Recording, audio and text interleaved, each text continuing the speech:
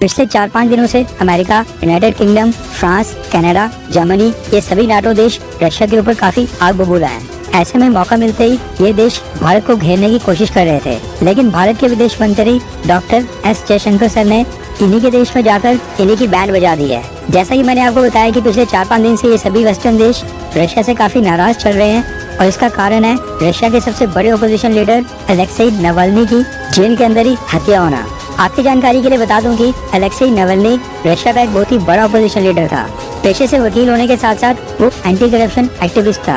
अब हम था इसलिए बोल रहे हैं क्योंकि उनका 16 फरवरी 2024 यानी कि आज से ठीक 4-5 दिन पहले रशिया की आर्कटिक सर्कल जेल में निधन हो गया है। रशियन अथॉरिटीज ने डेथ का एग्जैक्ट कारण अभी तक नहीं बताया है। अब देखा जाए तो नावल्नी को रशियन प्रेसिडेंट व्लादिमीर पुतिन और उनकी सरकार के खिलाफ एक बहुत ही बड़े स्तर का आंदोलन करने के लिए जाना जाता था।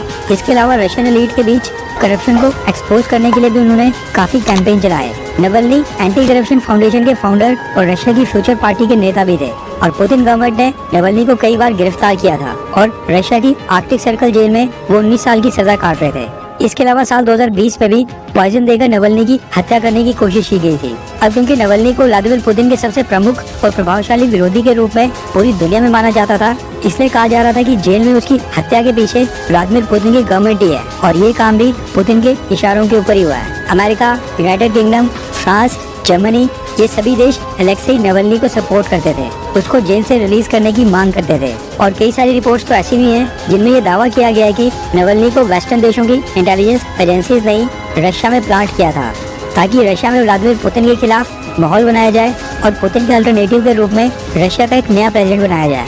हालांकि वैसा कुछ हुआ नहीं।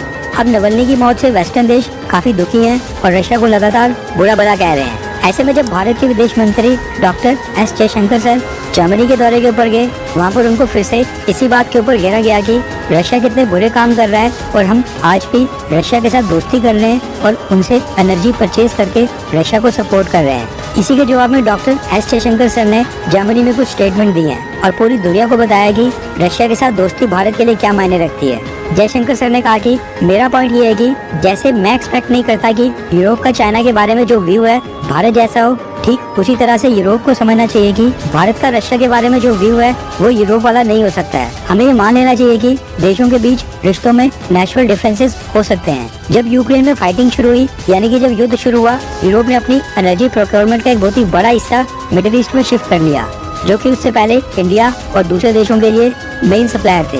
उस समय हमारे मिडिल ईस्ट के सप्लायर्स ने यूरोप को प्रायोरिटी देना शुरू कर दिया क्योंकि यूरोपियन देश ज्यादा प्राइस देते थे। उस वक्त या तो हमें कोई भी एनर्जी नहीं मिलती क्योंकि सब कुछ यूरोप के देशों के पास चले जाता था, या फिर हमें एनर्जी के लिए बहुत ही ज्यादा पे करना पड़ता क्योंकि सामने से यूरोपियन देश मिडिल ईस्ट के देशों को ज्यादा पे कर रहे थे। दोनों रशिया को बॉयकॉट करके एक ही जगह से एनर्जी लेते तो कीमतें बढ़ती। ऐसे में रशिया से एनर्जी परचेज करके भारत ने एक तरह से एनर्जी मार्केट को स्टेबलाइज ही किया है, यानी कीमतें ज्यादा बढ़ने नहीं दी। हाँ, भारत आज की डेट में रशिया के साथ डिफेंस और ट्रेड में कॉपरेट कर रहा है और हम अभी भी रशिया से हथियारों की डील्स कर रहे हैं, लेकिन इसमें भारत की गलती नहीं है क्योंकि इतिहास के ऊपर नजर डालें तो बहुत से वेस्टर्न देशों ने हमेशा पाकिस्तान को प्रेफर किया, इंडिया को नहीं। लेकिन पिछले 10 या 15 सालों में काफी कुछ बदल गया है और हम आज अमेरिका से भी काफी डिफेंस डील्स और हथियार परचेज कर रहे हैं और अब हमारे सप्लायर्स अलग अलग हो गए हैं। अमेरिका, रशिया, फ्रांस और इजराइल, अब ये सब हमारे मुख्य सप्लायर हैं। जयशंकर सर ने आगे कहा कि दुनिया ने एक ऐसा आर्थिक मॉडल बनाया है जो असंतुलित और अनुचित है। ग्लोबलाइजेशन के नाम के ऊपर हमने दुनिया में ओवर कंसंट्रेशन को देखा है, यानी कुछ ही देशों के पास सारी ताकत है। उत्पादन कुछ ही देशों में शिफ्ट कर दिया गया है, जिसके कारण बाकी बहुत से देशों की अर्थव्यवस्था बिल्कुल खोखली हो गई है। इसके आगे जयशंकर सर ने जर्मनी में कहा कि बहुत से देश दूसरों के ऊपर बेसिक चीजों के लिए निर्भर है और ये चीज तब सामने आती है जब कोविड-19, क्लाइमेट चेंज या फिर रेड सी में प्रॉब्लम्स आती हैं। ये प्रॉब्लम बहुत ही गहरी है। ऐसा नहीं है कि हम बोलें चलो ये 3-4 चीजें करते हैं और सब कुछ ठीक हो जाएगा, ऐसा बिल्कुल नहीं होगा। ग्लोबल वर्ल्ड ऑर्डर अभी भी कई तरह के तनाव का सामना कर रहा है। कई सारे शॉक ऑलरेडी मिल चुके हैं। कोविड-19, यूक्रेन में युद्ध, गाजा में युद्ध, नाटो का अफगानिस्तान से विड्रॉल करना और क्लाइमेट चेंज के कारण दुनिया में कई सारे डिस्ट्रप्टिव इवेंट्स आए हैं। ऐसे में ये सारी चीजें रातों रात ठीक नहीं होंगी, इसके लिए काम करना पड़ेगा।